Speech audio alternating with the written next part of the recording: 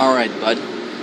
Today we're going to be going over I'll be reading one called The Straw, the Coal, and the Bean. In a village dwelt a poor old woman who had gathered together a dish of beans and wanted to cook them. So she made a fire in her hearth that it might burn quicker, and she lighted with a handful of straw. When she was emptying the beans into the pan, she dropped without her observing it, and lay on the ground beside the straw, and soon afterwards began a burning coal from the fire lit onto the two. Then the straw began and said, "Dear friends, from whence do you come?" And the coal replied, "I fortunately sprang out of the fire. If I had not escaped by sheer force, my death would have been certain. I would have been burnt to ashes." And the bean said, "I too have made my way into the broth without any mercy, like my comrades.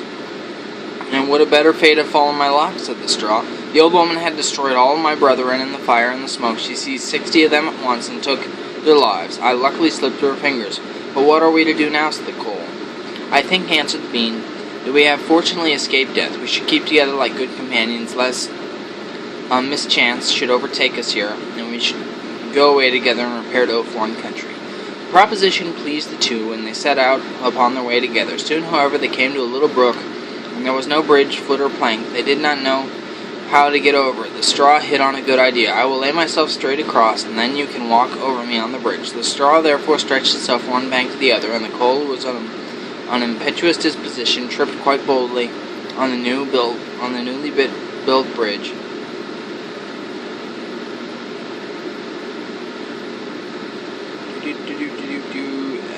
But when she had reached the middle and heard the water rushing beneath her, she was after all afraid, and stood still and ventured no farther. The straw, however, began to burn and broke into two pieces and fell into the stream. The coal slipped after her, hissed, and when she got into the water, breathed her last.